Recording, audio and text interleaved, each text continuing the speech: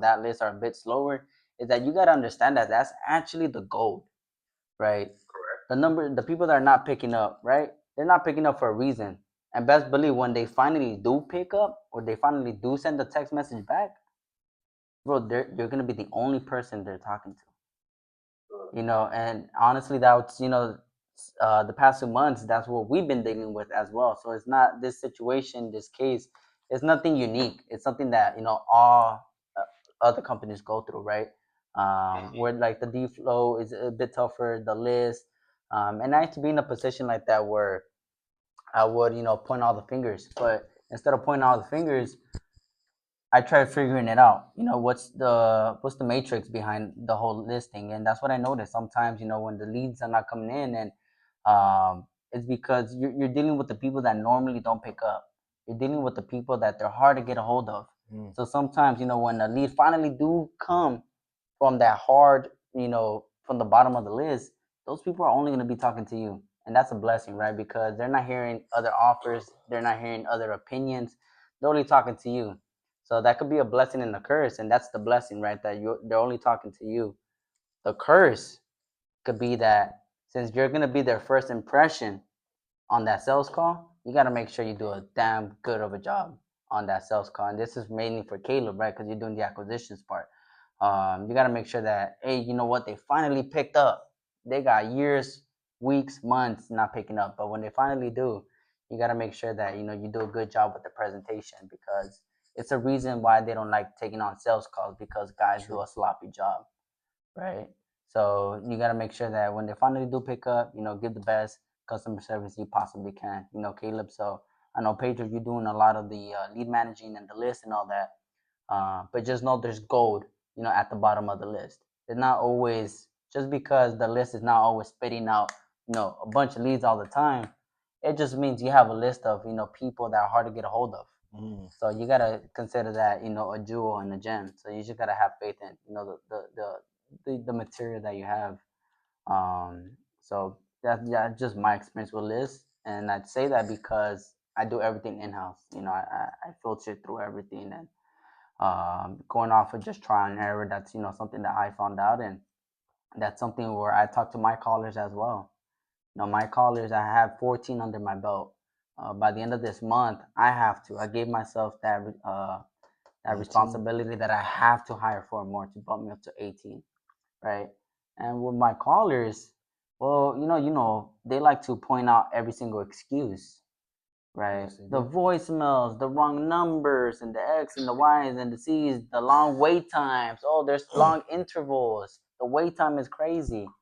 Um, but surely enough, my company, I think for this month, I think we're trying to core that, we have of 80K closing this month, right? I think we already closed about 50. We're waiting for 30K more between this week and next week after we handle the title issues. And those were leads that were locked up within 2 weeks of the cold call lead being submitted from the bottom of the list. I mean, what do I mean by the bottom of the list, right? From the people that are never picking up, right? So my callers got like about a month and a half complaining about the wait times, complaining about the voicemails, complaining about the, everything wrong with the list. But surely enough, I gave them updates like, hey, you know what? That one lead that you did submit within this month, it got locked up. And you know what's the potential revenue? 25, right? Or 20, whatever the case is, right? And they get shocked. They're like, oh, wow, that really came off of like that time period that we thought it was dead. I'm like, yep, that came out from that time period you guys thought it was dead. So it's about the faith that you put into the lead. And obviously, like I said, the first impression you give to that one person when they finally do decide to pick up. Yeah. But for Caleb, what struggles do you got, brother? Man, I guess I would say the same thing. It's cool kind of hearing that, hearing you say that, because that's kind of the perspective that I've been using this past couple of days. Because it's been a lot of new leads coming in the Podio, and so it's been kind of taking my attention off some of the older leads that we've had. But now that we don't have any new leads coming in, and we're kind of just working off what we got, I've been kind of hitting that list over and over and over and over again, trying to find those golden leads of people that just don't pick up usually, and it's been working. I'm not even gonna lie to you, like. Within this week, I guess I've definitely pulled out some. Now I'm just trying to get them over the hump and actually close it and actually lock it up. And so I'm just trying to, get some more contracts and just get them get good deals, get solid quality deals. I feel like I've locked up a lot of deals, especially nationwide, whether it be PA, whether it be Ohio. But with it being nationwide, us not having boots on the ground, I guess sometimes it does mess us up. Yeah. We had one guy that just stopped responding to us. Yeah. In Ohio, pretty good deal. Don't know what happened, but just trying to, get them to the closing table and lock up nice, sweet, juicy deals like the 42 that I just locked up. Yeah. You know what I'm saying? So I'm just trying to find more juicy deals like that rather than the deals like the guy that just didn't pick up. Definitely, and those juicy ones they're juicy for a reason, right? They feel real good, especially when they pay out.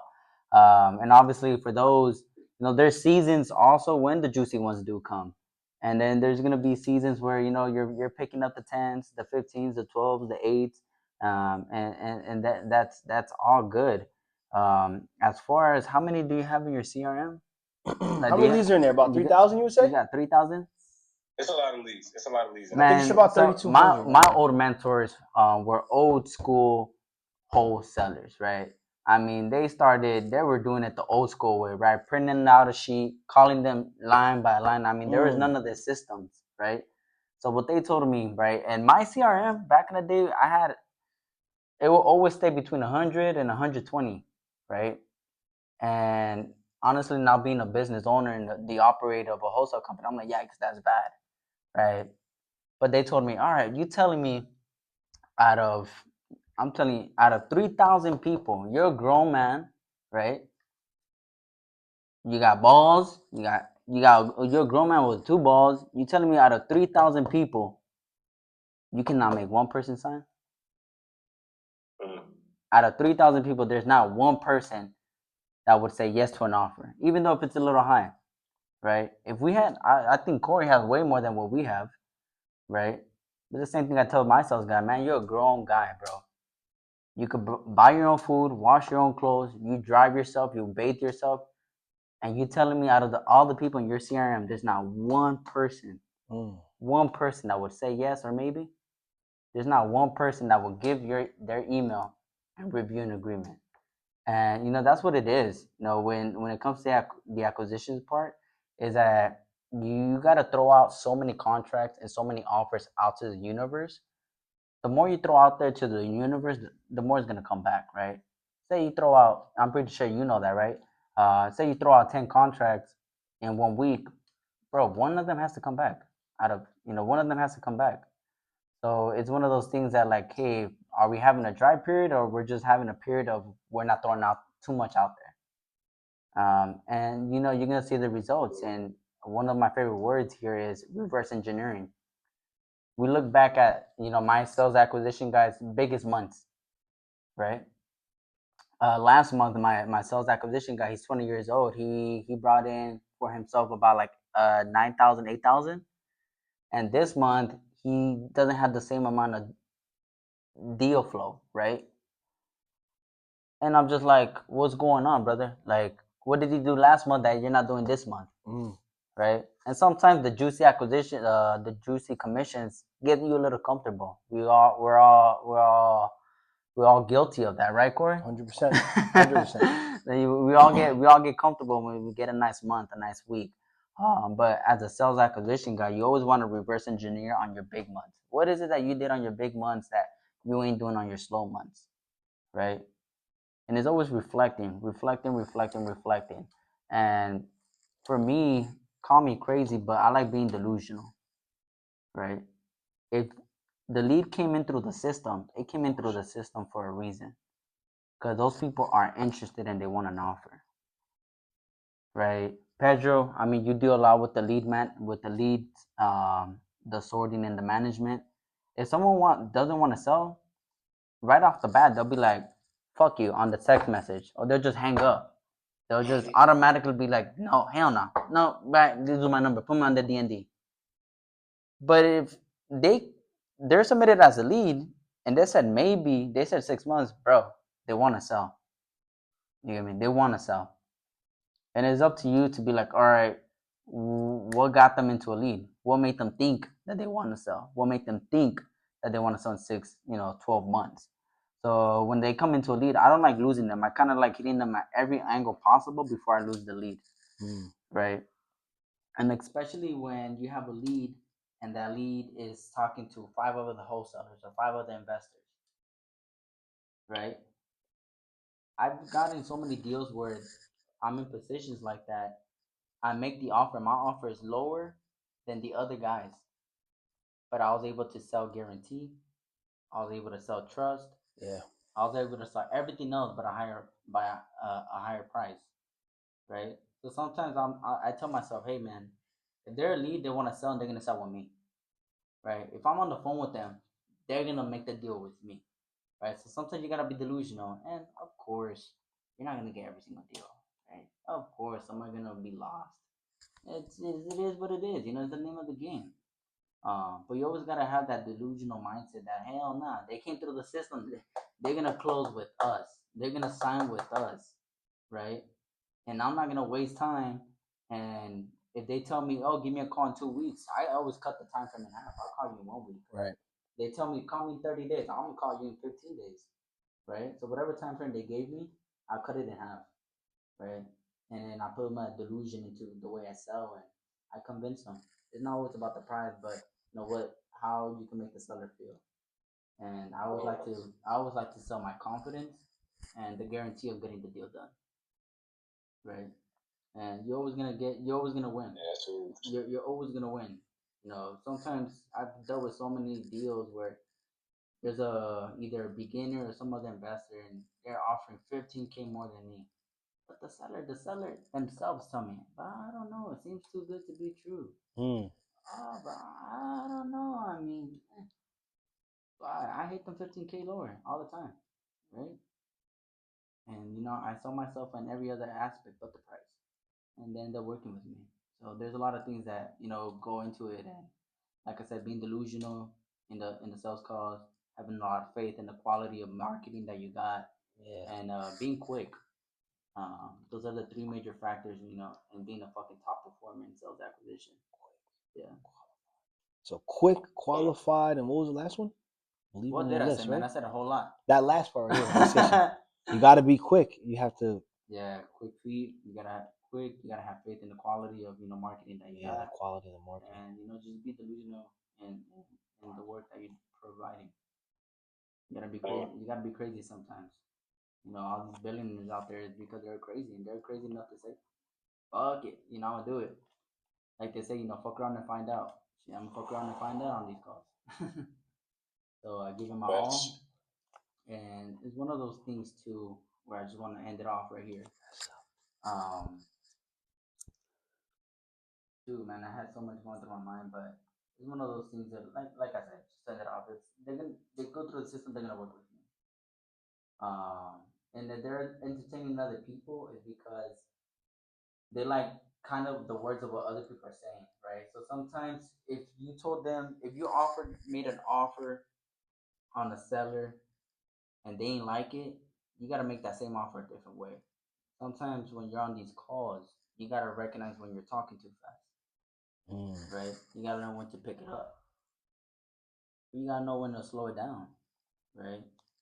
You gotta know who you're talking to. Are you talking to someone more sophisticated? How are you gonna talk to them, right? Are you gonna talk to someone who's a bit more ghetto? And then you could crack a couple more jokes, be more laid back, right? Offer them though, because their lack of education is not that high when it comes to the value of their home. So that's one of the major things as well is knowing who you're talking to, right? I identified that the first, 5-10 seconds of the call. Who am I talking to? What type of seller is this person? Is it a blue person, green person, whatever color. I have a system in my mind of how to identify people. And that's the first thing on these calls is what type of seller is this. And once I identify the type of seller he is within the first 5-10 seconds, I know if in that first call I can make the offer. I know in the first 5-10 seconds of that call if this is a follow up type of person. You just gotta be able to identify. You got 3,000 people in the CRM. I'm pretty sure you had more than 1,000 conversations already where you know what category to place these people at, right? Because as an acquisition guy, you're valuable, brother. Right? As the sales guys, you guys are valuable. You guys don't got time to waste. Right? So you guys gotta be quicker, like I said, quicker in identifying what type of seller he is. Right? And if they're a 2 week follow up person, that's cool. All right, man, put you in my 2 week section. 30-day section, all right, you're my 30-day type of section. But you got to be able to identify, the time frame and when they're looking to sell, and respect that, and just go about it that way. Go on with your sales call. Wow. But yeah, that's all I got for you guys right now. Man. Could you guys give him a round of applause? Hey, wait, real quick. Can we give him a round of applause, guys? So his name is Cesar, right? Yeah. The Gran Cesar. Gran Cesar. There we go, man. The king. Yes, it is. Well, again, thank you guys so much for your time here. Hopefully, we'll maybe set up another call where we can train or whatever we can do to provide value. We're about to head out of here, but really, really quickly, one more guys. Question. I got one more question for real quick. Oh, what's up? What's up? Squeeze it in there. Can you hear me? Yeah, he can hear you. What's up, bro? So can you explain to me like your first year in real estate and how that went, and just kind of any advice for me coming up, starting acquisitions? I've been doing it for 5 months. Can see myself continuing to do it at a high level, man. And so I just want to get any last advice that you may have on persistence and just your journey. Oh man, let me tell you, bro. It's a long, but I'm gonna make it short, right? I've always wanted to be in real estate. I went to community college to get my real estate license. When I go to the brokerages, I knew they weren't driving the cars I wanted. They ain't had the watch that I want, right? So I was just like, man, whatever. I know there's a way in real estate, but it's not becoming an agent, in my opinion. I got into a construction job. I was there for a couple months, saved my money, but I still did the networking. I still went to the events, right? And I kept hearing this word wholesale, wholesale, wholesale. I'm like, all right, nice. I got into it. I dove into it. I got me a mentor, and I quit my construction job. Went full on, busted my ass within the first 3 months. Blew all my savings on the marketing and everything, and I then started working with my cousin at a grow house, growing weed. I mean, we're in Cali, Really? you know what I mean? Big warehouse, full of weed or whatever. But like I said, I still did the events. I still had that vision of, I'm gonna become a top real estate investor one day. And one day, one of the guys I was following, he was looking for sales guys. I went for the interview. I told him my story, and he said, "Would you quit today if I hired you?" I was like, "I'll quit today if you hired me. You want to make the call in front of you?" He's like, "No, it's fine. I believe you." He's like, "I'll call you later." He called me later. I got the job, and I was hungry, bro. I was hungry, and they had me before doing sales acquisitions was cold calling. First, I gotta know the nitty gritty of how to talk to people. That's cold calling. Their plan for me was to put me on the cold calling for about 3 months, and then transition me to acquisition. Right? They called it the fast track. Usually, his process was to have people cold calling for a year and then transition to an acquisition guy. But that guy didn't have time to waste. 2 3 months of cold calling, get the gist of talking to people, advance to acquisition. So my first 2 weeks, I think my first 2 to 3 weeks of cold calling, I got a lead, hot lead. I submitted it to my boss at the time. He called it up. He comes back that same day. Hey, we just locked up that lead you submitted. It's about to be a 25K rip. Oh, I was like, really? Yep, that's gonna be a 25K rip. He's like, and we're gonna give you basically the acquisition cut, because I was just cold calling, right? We're gonna give you the acquisition cut. I got my first acquisition check within the first month, and I was like, shit.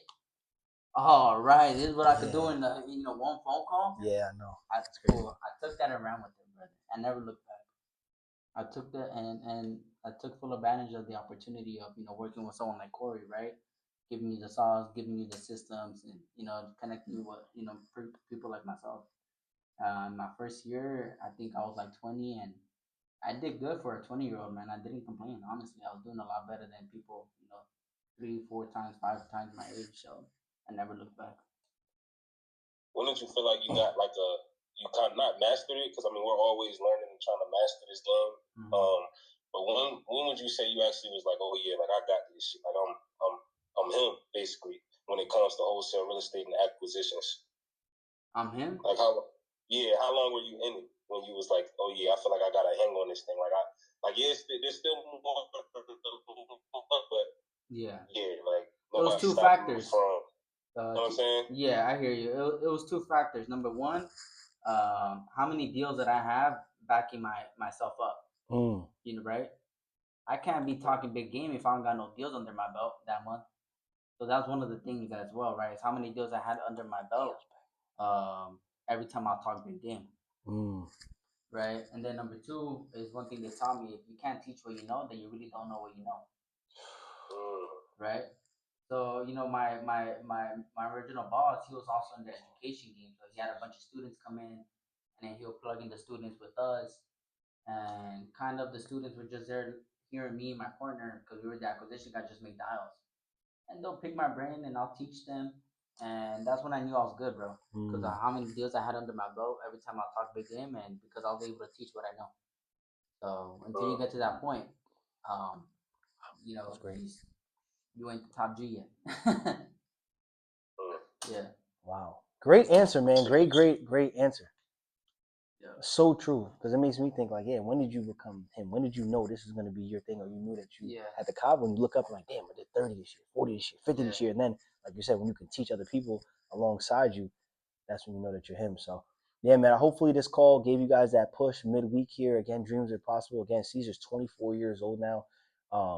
You know, Caleb, you're 24 too, right?